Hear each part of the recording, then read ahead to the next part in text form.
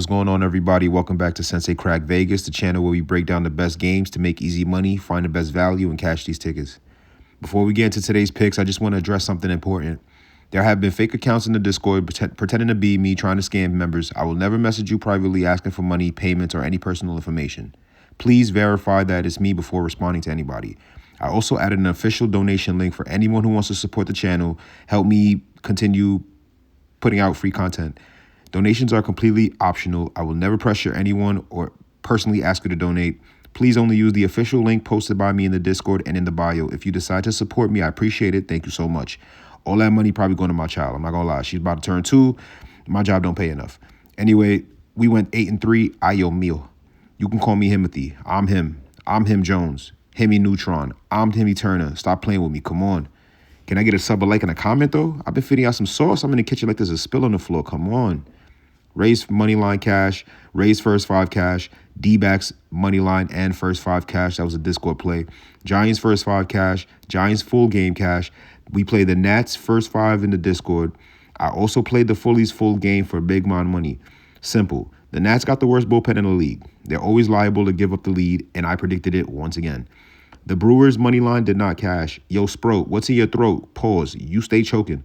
That man is dirt. My official question for you is, how did you make it to the league? I got 3 letters for you, AAA. You should be ashamed of yourself. Go stand in the corner and think about what you did. Dodgers money line did not cash. It was supposed to be Justin from my notes. Oh, it was. 4 innings, 7 hits, 7 runs. We pitching area codes out here today, I see. All right. The only thing he dominated was playing like a clown.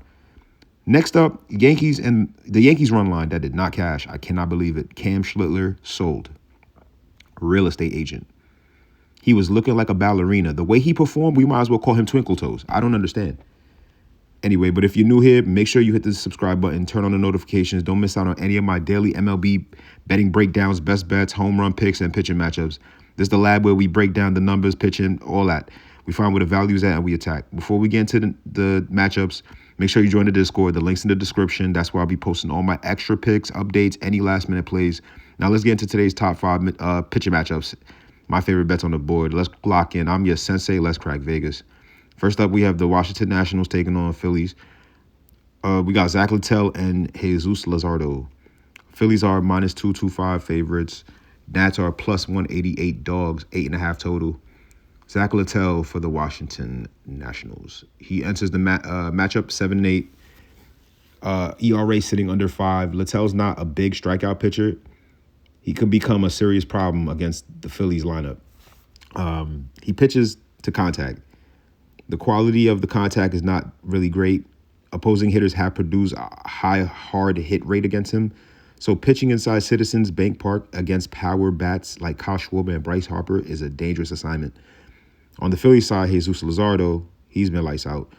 Clearly the better pitcher. He comes into the game 9-5, 3.57 ERA, 157 strikeouts. Luzardo has legitimate swing and miss stuff. Over his last 10 appearances, he's recorded 2.77 ERA with 79 strikeouts. He's a demon. He is a demon. He sold his soul. Go to church. Washington does not have dangerous right-hand bats. Washington has some dangerous right-hand bats, but Luzardo has the stuff to miss, bats and limit damage when he's locating. The only concern is he's coming off a rough recent outing, so I'd rather attack his strikeout upside than blindly trust a full game run line. The pitching advantage belongs heavily to Philadelphia. Littell, he's garbage. Oscar the Grouch garbage. He's traga, basura. He is dirt. Get a shovel. He's allowing hard contact against the Phillies power. Phillies power. Luzardo's ability to strike out people. I don't see them losing this game. I like the Phillies on the first 5. I like the full game money line. I do like the Phillies team total. I feel like they're starting to get hot. I really, really do. And Luzardo strikeout props, depending on the line. If it's 6.5, I'm definitely gonna jump on that. Pause. Next up, we got the Mets taking on the Guardians. Sean Manaea versus Joey Cantillo. Guardians are -142 favorites. Mets are +120 dogs, 7.5 total. Sean Manaea, he's ass. He's dirt, garbage. He's 2-5, 4.42 ERA. Manaea has the ability to miss bats. He used to be nice. Like, he used to be the man. He used to play for Toronto, if I'm not mistaken. He used to make people look goofy. Now he is the goofy. I don't understand. Manaea still has the ability to miss bats. He has not been consistent enough this season. His biggest concern is avoiding a crooked inning. This is an interesting matchup because Cleveland has struggled against left-handed pitching. The Guardians are batting around a 2.21 with only a 6.51 OPS against lefties. That's crazy. While striking out only roughly 23% of those plate appearances. It gives Manaea a legitimate strikeout upside, but he still has to limit walks and avoid giving Cleveland free base runners. I don't see him not doing that. He's dirt. The Guardians may not they don't have overwhelming power, but they still could put pressure on a pitcher, especially when he falls behind in count. On Cleveland side, Joey Cantillo, he enters 8 and 6. Yeah, he's 8 and 6. He has an 86 record, 3.88 ERA, and 124 strikeouts. Cantillo has quietly been more reliable pitcher in this matchup. His strikeout numbers show that he has the stuff to put hitters away. That's it. He could really sit you down. See it out there. The Mets, they have been better against lefties. No, they have they? Yeah, the Mets have been better against lefties in Cleveland. But still, I mean, the Mets are ass.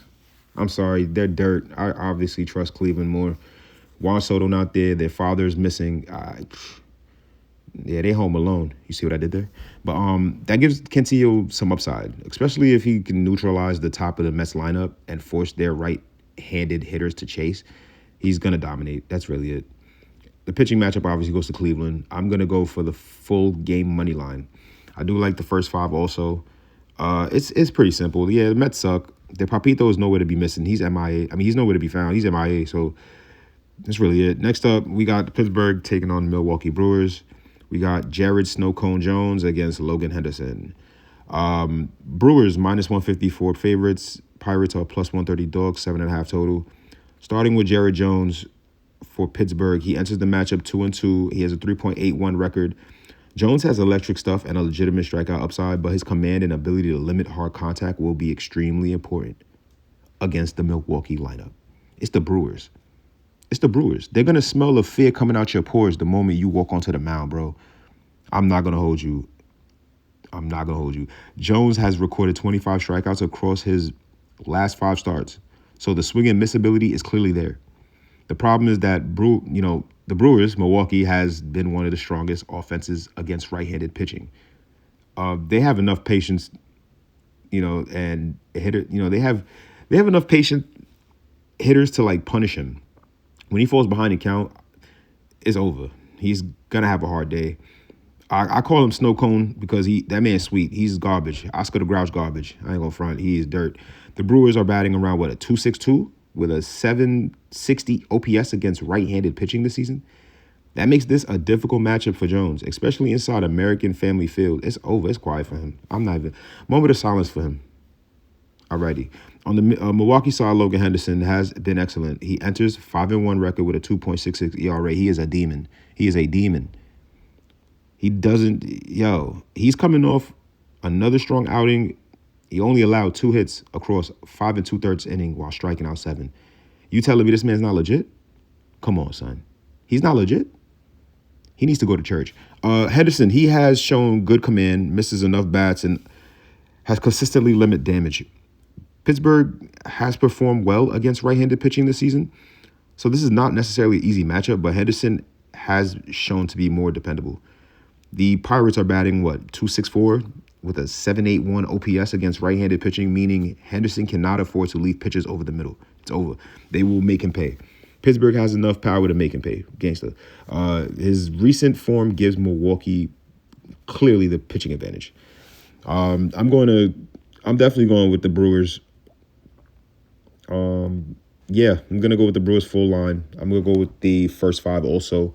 Logan Henderson strikeout prop if the number is reasonable. I'm probably leaning towards that too. We have next up Dodgers and the Cubs. This is interesting. We got the demon, the GOAT, Tarik Skubal against Javier Assad. Jesus. Dodgers are minus 210 favorites. Y'all doing too much. Minus 210 come on. Plus 176 Cubs, totals of 9. Y'all acting like Tarik is untouchable. I know he damn near is, but still, minus 210? Somebody's going to play the Cubs just out of principle. Anyway, started with Tarik. It's his first debut with the Dodgers. I'm so excited. My favorite pitchers on my favorite team. I don't understand how the stars aligned. Wow. He's 7-5. He has a 2.79 ERA, 116 strikeouts. This man is lights out demon. You're not touching him. You're not touching him. Like, we need an exorcism for this man. Go to church. He brings an elite swing and miss ability from the left side, obviously. Attacks hitters aggressively, obviously. Has a type of stuff that could completely take over a game when his command is working, obviously. The Cubs have a dangerous lineup also, kinda-ish, especially playing at Wrigley Field. But Skubal can neutralize both sides of the plate. His ability to generate strikeouts also helps him escape innings without relying heavily on the defense behind him anyway. Like, it's an off day for them, in my opinion. The biggest question is, how can he handle emotions and adjustment of his first start with this new team? However, pure talent standpoint, he clearly has the advantage. On the other side, Javier Assad, I ain't gonna lie, he's nice. Low key. He's 6-1. He has a 3.75 ERA with a 1.16 whip. Assad does not have the same overpowering strikeout ability as Skubal, but he has been effective at limiting damage. He is changing speeds and forcing hitters to, put the ball on the ground has been his thing lately. That's keeping him, from losing. So whatever you put in the sauce, bro, keep doing it. He has also been pitching recently well, recording a 1.50 ERA in the last 5 appearances. Yeah, that's lights out, bro. Nobody's scoring on him. But then he met the Dodgers. My concern with him, the Dodgers, they're deep. They're deep and dangerous with their lineup. From number 1 to damn near 9, you in trouble. So he'll have a big task ahead of him. He really will. He has to stay ahead in the count. He needs to keep the ball in the middle of the plate. Away from the middle of the plate, or it's going to be a home run. If he starts issuing walks and allowing early traffic, it's done. It's over for him. The Dodgers could turn this into a difficult outing quickly. The pitching advantage obviously goes to Skubal. He's more dominant. He brings significantly more strikeout upside. I'm definitely taking him on the first 5. I don't give a damn.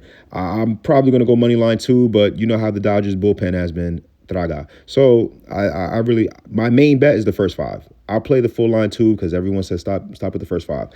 Tarik Skubal, strikeout prop, I lean towards it if it's a decent number. But then again, it's Tarik. What's a decent number? 10? Nah, I'm not doing that. Next up, we got the Rays taking on the Rockies. The Rays are bringing out Freddie Peralta. Jesus, they really got him. And the Rockies are taking out Gabriel Hughes. The Rays are -130 favorites. Rockies are +110 dogs. The totals are 11. Freddie Peralta, he enters the game 5-9, 4.99 ERA, and 113 strikeouts.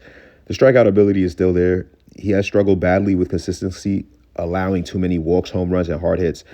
Like, he's not looking like the fastball Freddie that we know, obviously. He needs to turn it around. He needs to lock in. He needs to go into the hyperbolic chamber like he's Goku. He needs to do something. Something got to give. Over his last 10 appearances, Peralta has a 6.61 ERA. What? That's Mike Lorenzen numbers. Do you see what they did to him today? How? Now he has to make his Rays debut at Coors Field, which is one of the most dangerous environments. Obviously, elevation is Colorado.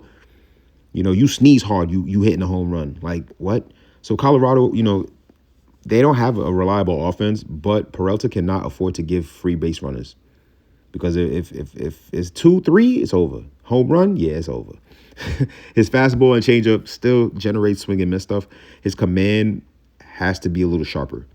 On the other side, Gabriel Hughes, he enters 0-3 with a 3.33 ERA. He has not won a game.